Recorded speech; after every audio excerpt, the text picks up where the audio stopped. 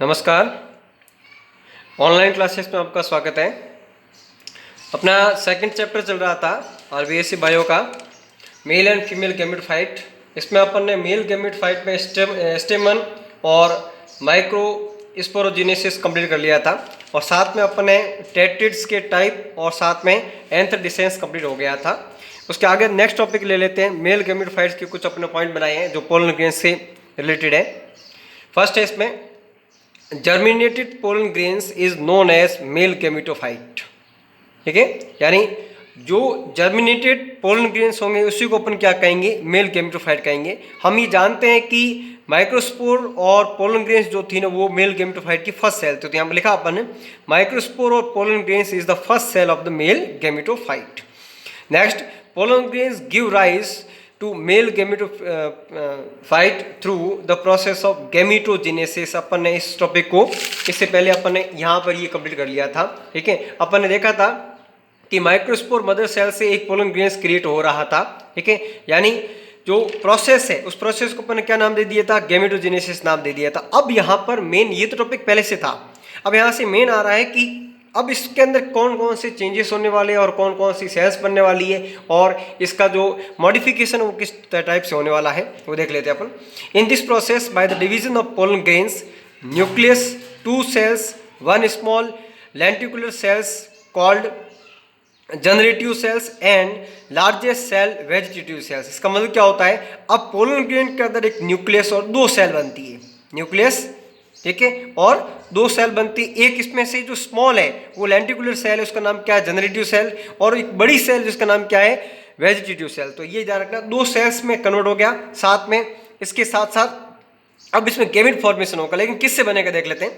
The generative cells divide two form 2 male gametes, यानी इसके अंदर अब क्या बनने वाले हैं, 2 मेल गैमेट्स बनने वाले हैं। लेकिन ये ध्यान रखना पड़ेगा वो किससे बनने वाले हैं, वो जनरेटिव सेल से बनने वाले हैं। इसका मतलब सपोर्टिंग सेल कौन सी हो जाएगी, वो वेजिटेटिव सेल हो जाएगी जो उसको न्यूट्रिएंट प्रोवाइड करवाएगी, और जो कन्वर्सेशन के फॉर्म में होगी वो होगी कौन सी, जनरेटिव सेल्स। ओके, किसमें, 2 मेल गैमेट्स के फॉर्म में। नेक्स्ट देख लेते हैं अपन। अब अपन ने पोलन ग्रेन्स का जो डायग्राम बनाया है उसमें ये सब अपन ने दिखाया है जो अपन ने अभी पढ़ा था। ठीक है, एक एक करके इन सबको देख लेते हैं अपन। अपन ने हेडिंग ली है स्ट्रक्चर ऑफ पोलन ग्रेन।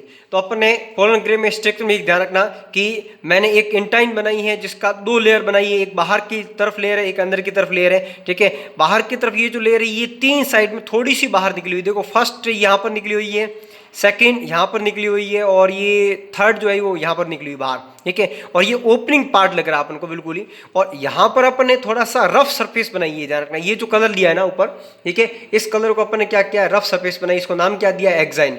तो एक्साइन और इंटाइन के फॉर्म में 2 लेयर नजर आ रही है अपन को।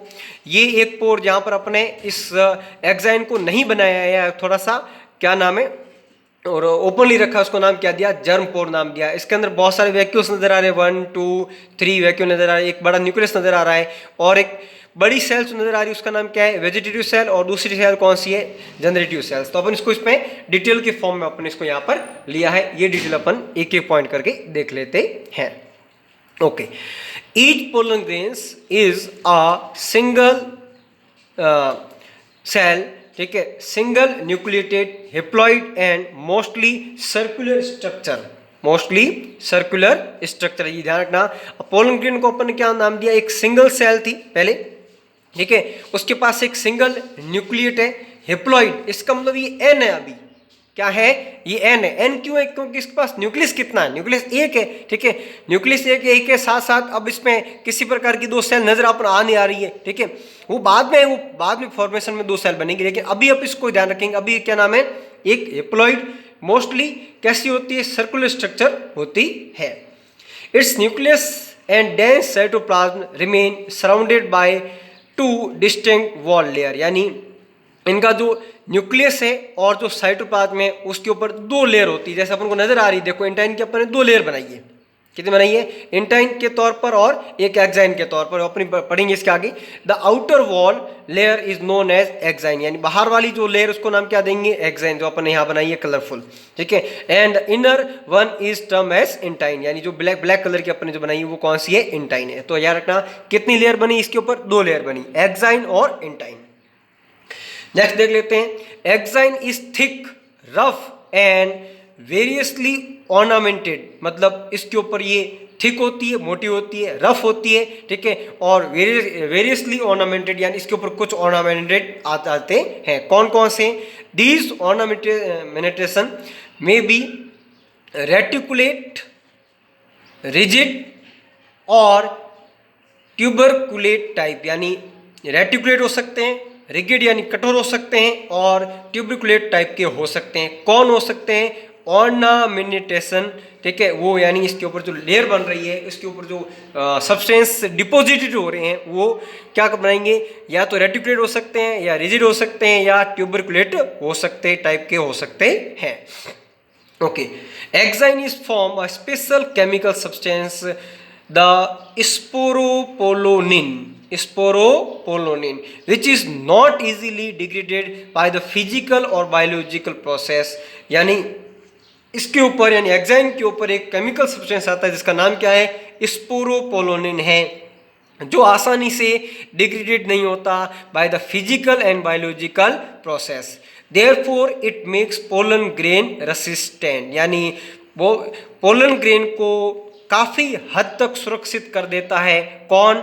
स्पोरोपोलोनिन नाम का एक केमिकल सब्सटेंस, वो आसानी से डिग्रेड नहीं होता, इसलिए पोलन ग्रेन्स लंबे समय तक जीवित रह सकते हैं। ध्यान रखना, किसी भी स्पीसीज का पोलन ग्रेन्स का लंबे समय तक जीवित रहना सिर्फ इसी एक्साइन के ऊपर एक सब्सटेंस पाए जाने के कारण होता है, जिसका नाम क्या होता है? स्पोरोपोलोनिन नाम होता है।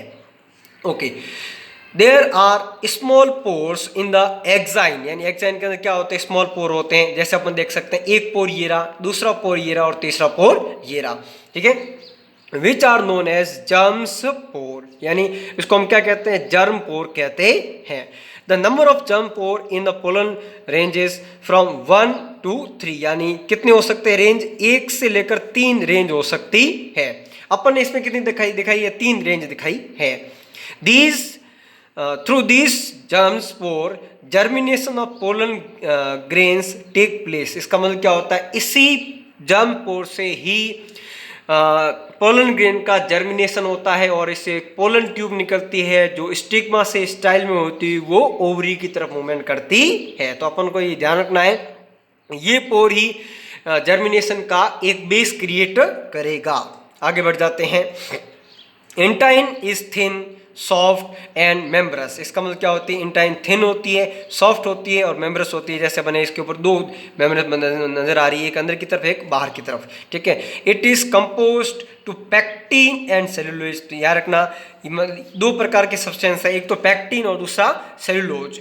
तो ये ध्यान रखना, एक्साइन तो बनी हुई है स्पोरोपोलोनिन की, जो एक बहुत हार्ड केमिकल सब्सटेंस है, ठीक है, जो उसको रेसिस्ट करता है। साथ ही इंटाइन जो है वो पैक्टिन और सेलुलोज की बनी हुई होती है। In many insect pollinated flower and oily layer is present on the surface of the pollen grains are known as pollen kit, मतलब जो पोलन ग्रेन्स के ऊपर पोलिनेटेड फ्लावर जो होते हैं उनके ऊपर वो क्या करते हैं?